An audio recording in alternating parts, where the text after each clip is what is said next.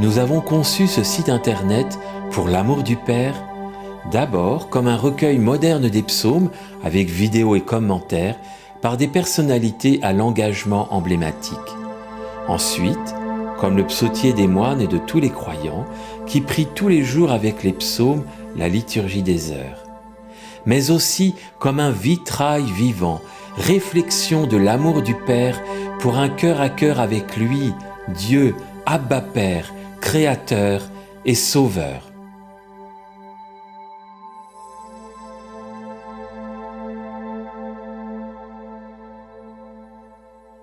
Pour l'amour du Père. C'est le psaume que je préfère, le psaume 50. Je l'ai lu des centaines de fois, mais j'ai le souvenir de l'avoir lu en 60, j'étais en Algérie, et je l'ai lu dans un petit bois, et au milieu des bombes et des mitrailleuses qui tuaient les gens. Et c'était un grand souvenir, ça, parce que j'ai gardé de façon très précise l'impression de paix et de prière très forte à ce moment-là. Pitié pour moi, Seigneur, en ta bonté, en ta grande tendresse, efface mon péché. Lave-moi de toute malice, et de ma faute, Seigneur, purifie-moi. Car mon péché, moi, je le connais, ma faute est sans cesse devant moi. Contre toi, toi seul j'ai péché, ce qui est mal à tes yeux, je l'ai fait. Ainsi tu es juste quand tu prononces sans reproche lorsque tu juges. Vois, mauvais je suis né, pécheur ma mère m'a conçu. Mais tu aimes la vérité au fond du cœur, instruis-moi des profondeurs de la sagesse. Purifie-moi avec l'hysope, je serai net. Et ce verset que j'aime énormément, lave-moi, je serai blanc plus que neige.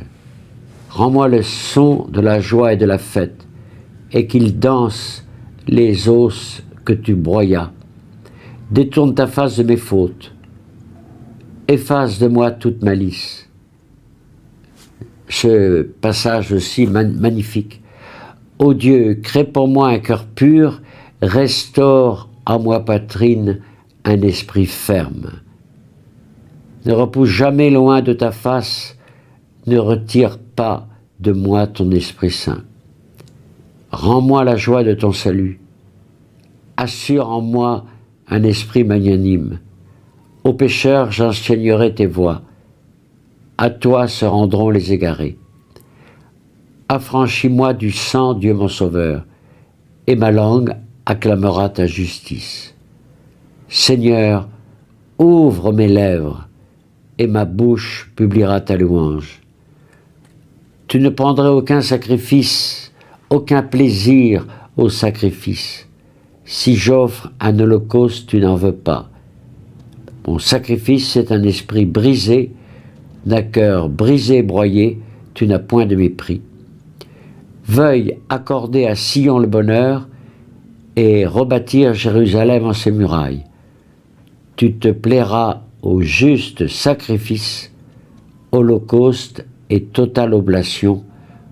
On portera des offrandes sur ton autel. Je répète ces 3 petits versets.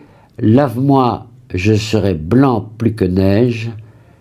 Ô Dieu, crée en moi un cœur pur. Restaure en ma poitrine un esprit ferme.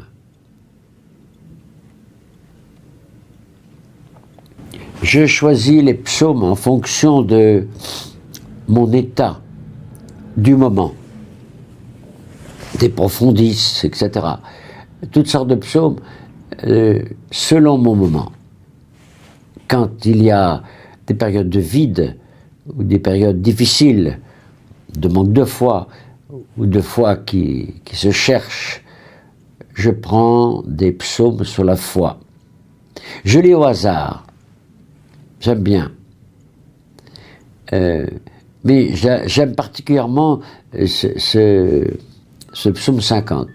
C'est le psaume que j'aime immensément.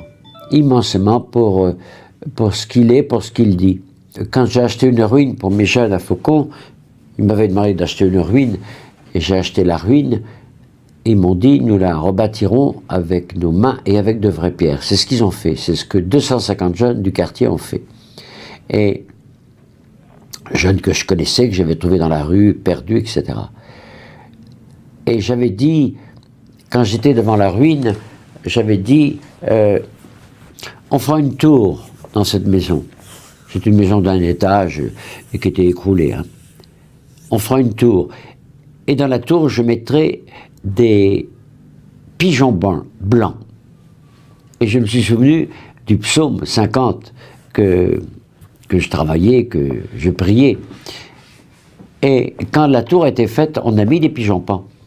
Et il y a depuis 42 ans des pigeons pans. Et c'est assez extraordinaire parce que il m'arrive assez souvent, je dis la messe dehors l'été, contre une pierre, et en plein zoo, et c'est une messe très belle, en pleine nature, on voit les bêtes qui marchent autour, etc. Et il arrive assez souvent que les pigeons passent au moment de l'Eucharistie. Mais ce moment-là, précis, j'ai toujours été intéressé par ce vol de pigeons pendant l'Eucharistie. Voilà, 2 ou 3 ou 4 ou 5 ou 10 pigeons volent. Voilà. Et ça me rappelle, ô Dieu, crée pour moi un cœur pur, restaure en mon esprit, en ma poitrine un esprit ferme, et surtout lave-moi, je serai blanc plus que neige. Et je le dis souvent aux jeunes que je confesse, des musulmans, des athées, etc., mais des jeunes qui s'expriment avec moi, parce que ce rocher est un peu à l'écart, et j'écoute ce qu'ils disent, ce qu'ils ont fait de mal, et je dis dans mon cœur, ego te absolvo a peccatis tuis, in nomine Patris, je te pardonne tes péchés, au nom du Père et du Fils et du Saint-Esprit. Je dis ça en secret dans le cœur, en demandant au Seigneur un coup de main pour pardonner les fautes qu'ils ont faites. Voilà. Mais je voulais lier ce psaume au pigeon pan que j'ai voulu avoir et qui passe pendant que je fais l'Eucharistie. Je fais l'Eucharistie vers 5 heures l'été, 5 heures, 6 heures, et il passe très souvent pendant la messe. C'est un signe pour moi de Dieu très précis. Lorsque je m'en vais en tournée, on me demande de faire des conférences, etc. Je dis la messe dans la paroisse où je vais, et je demande toujours à voir les carmélites, les clarisses ou les cisterciens. Et je passe toujours un très bon moment en écoutant psalmodier les psaumes. La lenteur avec laquelle, la beauté, la lenteur, la profondeur avec laquelle il chante ces psaumes est très très beau. C'est très très beau, très puissant. Et c'est une méditation à chaque fois des psaumes qu'ils disent, et une prière très belle qui sort de mon cœur à chaque fois. Chaque fois, je vais voir des contemplatifs, et ça m'est arrivé des centaines de fois où, encore une fois en tournée, je demande de voir des contemplatifs. Je vais voir les prisonniers d'abord qui sont en prison parce qu'on les a forcés, et je vais voir les contemplatifs parce qu'ils ont décidé, non pas d'aller en prison, mais d'être enfermés dans 2 hectares. C'est chouette, du passage de la prison au contemplatif.